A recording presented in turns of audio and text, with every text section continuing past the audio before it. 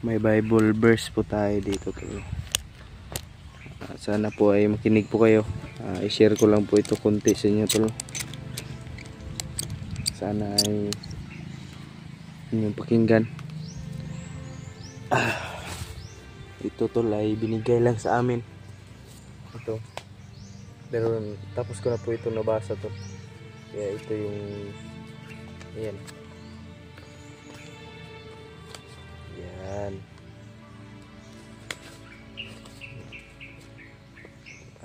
Tatagulogin ko lang. Si Bisaya yung nakalagay dito. Yan. Ano yun? Yung ano daw yung gingharian, yung sa Tagalog pa ay parang hindi ko ma-explain tol.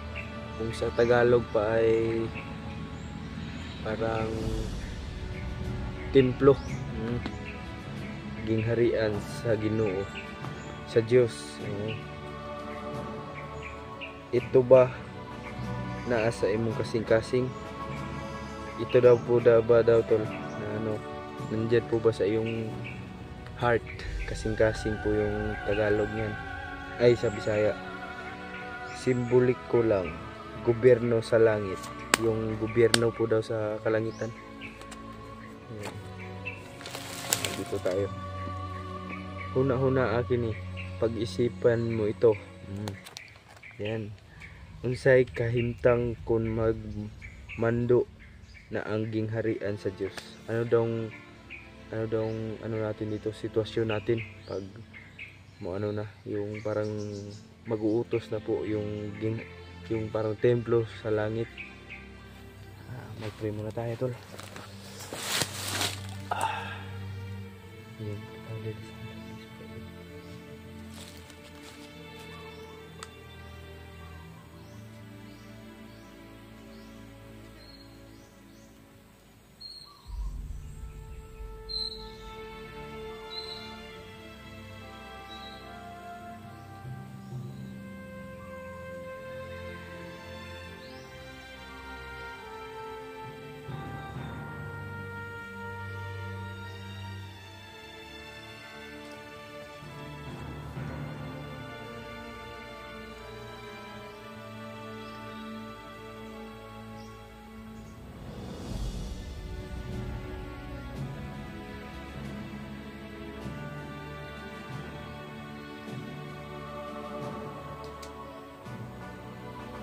Amen.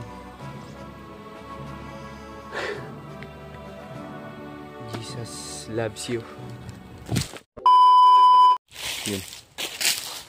Pagpalang umaga sa ating lahat mga to. Isang pagpalang araw po. Balik bundok na naman tayo ulit no. Hindi pa tayo medyo kalayuan tol. Kanina pa kasi ako naglakbay. Ngayon lang ako nakarating dito.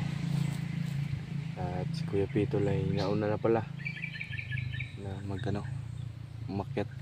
Hindi kami nakapagsabay kasi may importante pa tayong nilakad kahapon tol. At ilang araw din tayong hindi nakapag-upload.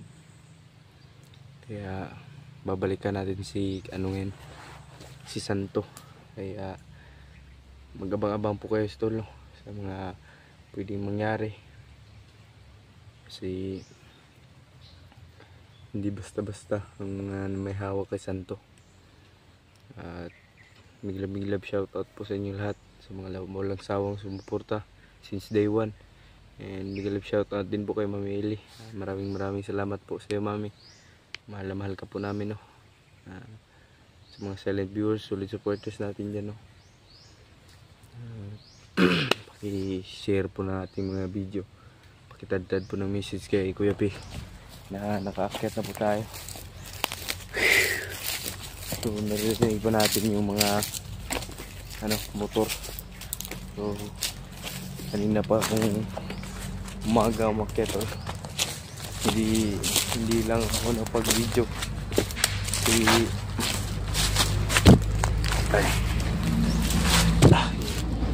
mga dump truck pa tayong narinig. Sobrang lapit pa. Kasi dito ako dumaan yung daanan namin ni Pepe. Yung pagbaba namin. Dito po ako dumaan ulit. Kasi sabi niya ay dito din daw siya dumaan, sabi ni Pepe. Pensa raw kasi may kalaban naman dito po.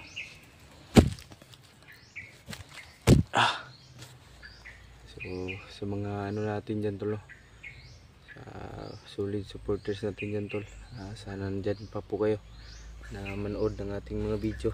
At si Santo na lang po talaga yung huling mission natin. Kaya ano po, magkatapos ni Santo tol ay baka tutulong na kami sa mga mahihirap. Sana pa rin tol, nandyan pa rin kayo. So ano pa tol, kasi delikado po yung ginagawa daw namin. Oo, alam namin delikado, pero tulong talaga kami pag nangangailangan. Kaya keep going lang, hindi tayong papadala sa mga haters dyan. Yan po yung ginagasolina natin sa tangke natin. Sila yung pinagkukunan natin lakas para mas lalong higatan pa. Kaya init kanina tol, paglakbay ko, daming lamok dito. Init, pero buti na lang may dala akong jacket. Ito pa rin yung ano natin na pantalon tol.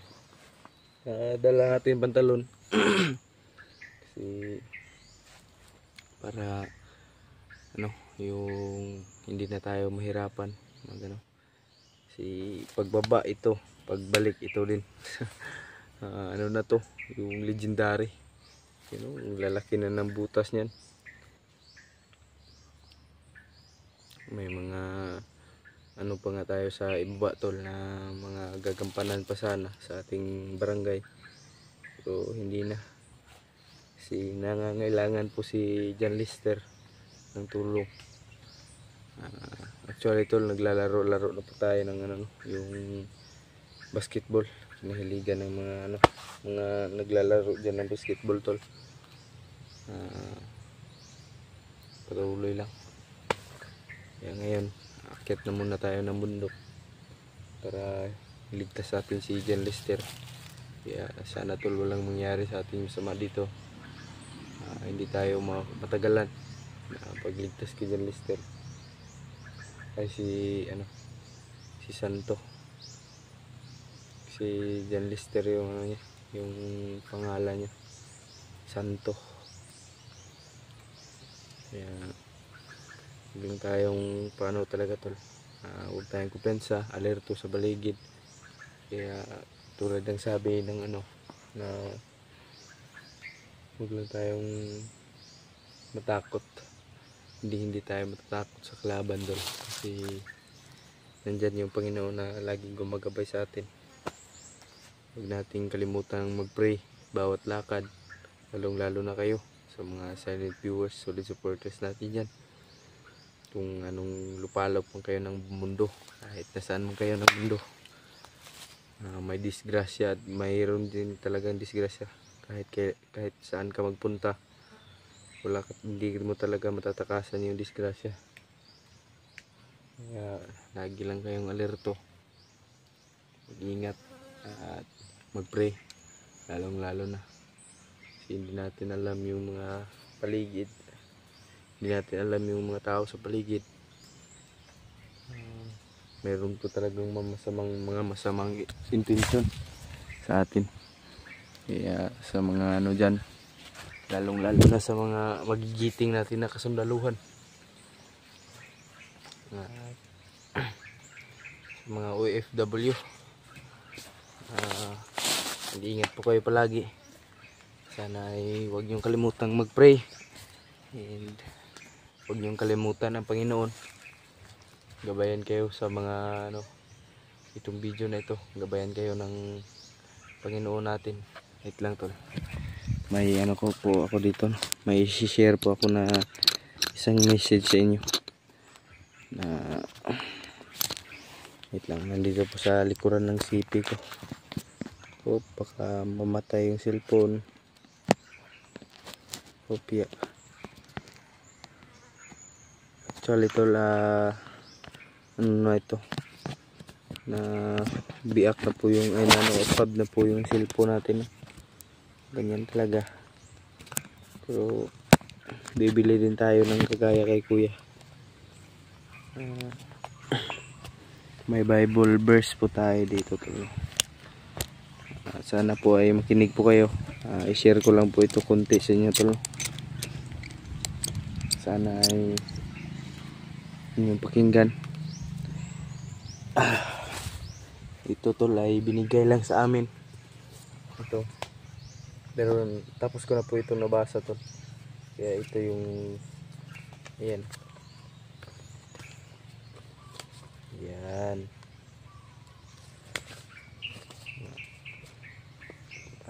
Tatagulogin ko lang. Si Bisaya yung nakalagay dito. Ayan. Ano yun? Yung ano daw yung gingharian, yung sa Tagalog pa ay parang hindi ko ma-explain doon. Kung sa Tagalog pa ay parang templo, gingharian sa Ginoo, sa Diyos. Ito ba naa sa imong kasing-kasing? Ito daw po ba daw tol na nandyan po ba sa iyong heart?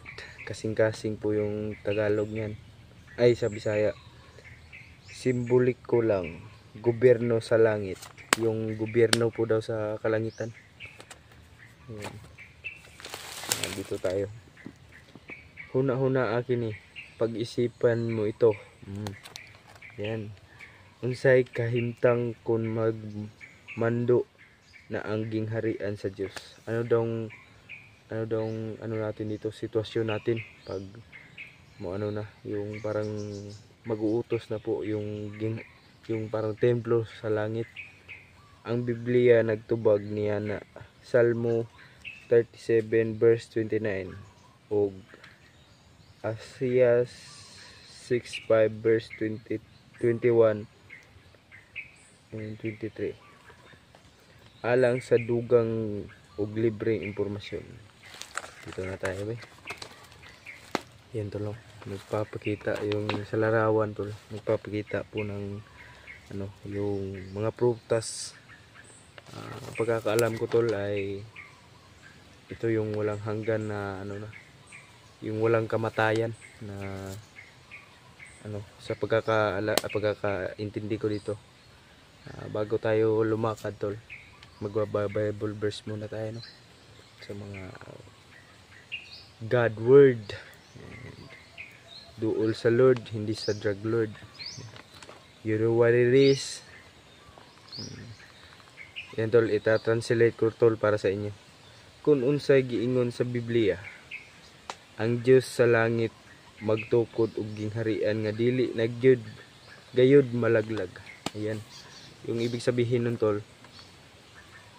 kung mapapatayo daw yung templo sa sa ang Diyos sa langit, yung parang magtatayo daw ng templo, dili gayud malaglag.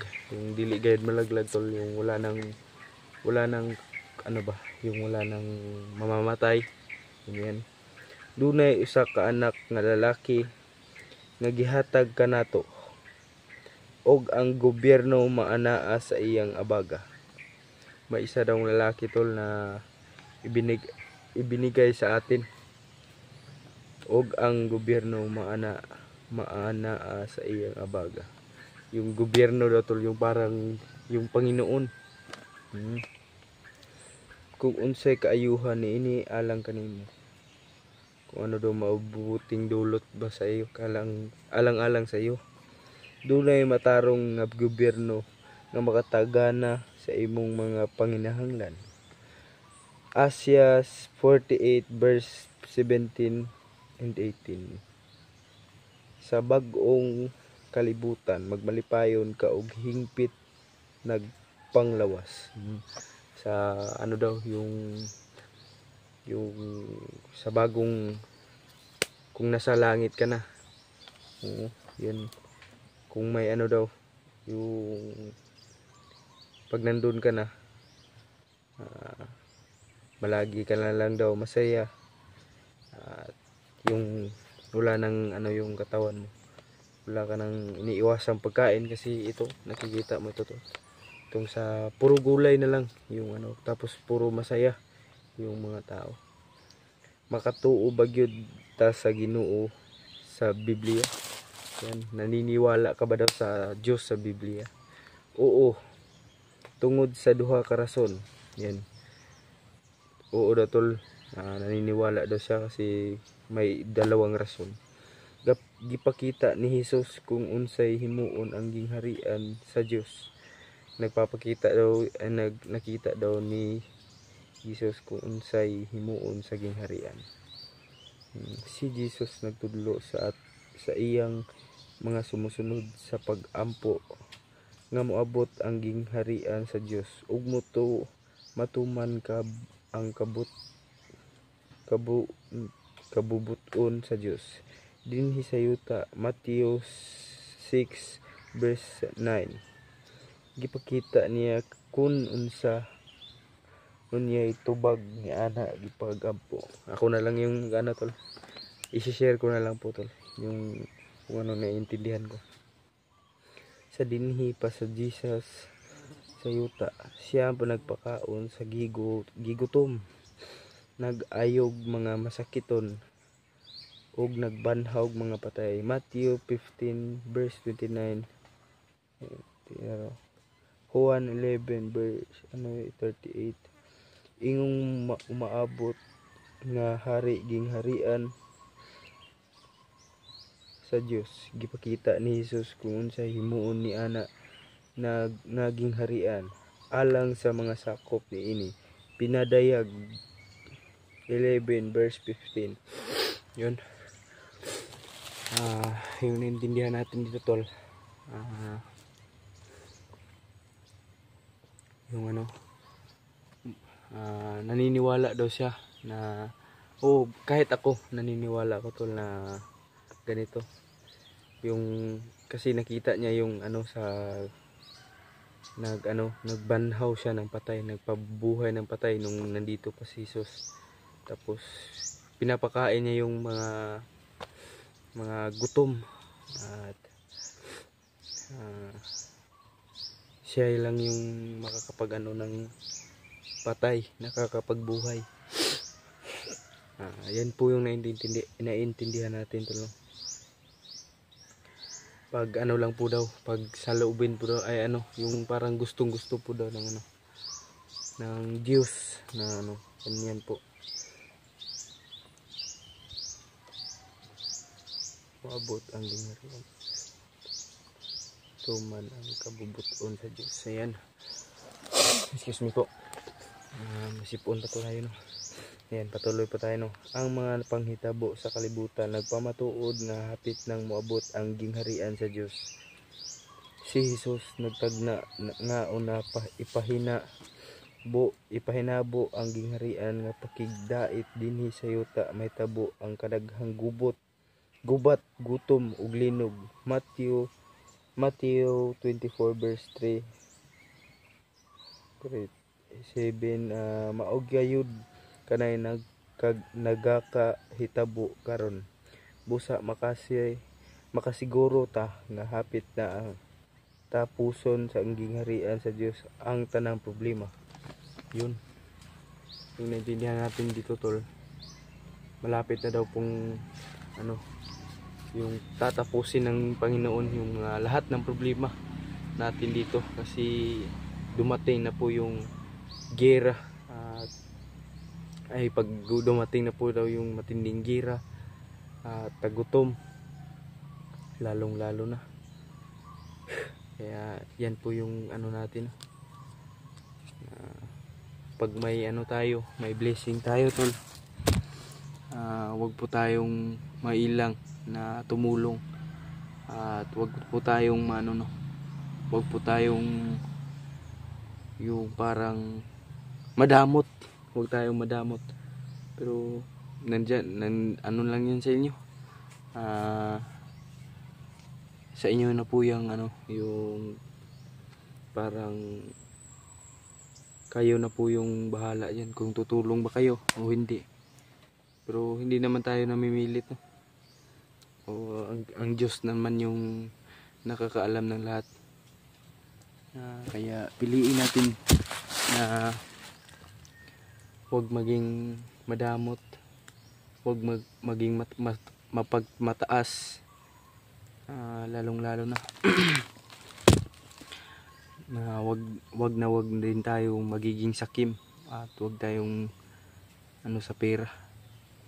Kasi may tao tol na yung parang mahal ang tao niya pag may pera. Ganyan yun. Kung sino man kayo, baguhin nyo po yung mga strategy nyo. Kasi hinihikayat ko po kayong lahat na talagang keep up the good work, keep up the good work. Kaya yan tol, na-share lang po tayo kaunti, no? Magpe-pray tayo. Hindi ko na lang po papakita, no? 18 minutes na pala to. Mag-pray muna tayo tol, bago tayo lumakad. Lalong lalo na para sa pakita lang natin, lalong lalo na sa ating kaligtasan dito sa bundok. Sa pag-ano natin, gabayan sana tayo ng Panginoon, namligtas natin si Santo ng mas madali, at bigyan tayo ng wise na mga yung parang strategy ngayon. Nandito tayo, bakbaka na naman. Kaya yun, sana tol may napulot po kayong aral ngayon na video natin. Mag-pray muna tayo tol. Amen. Father, the Son, the Holy Spirit.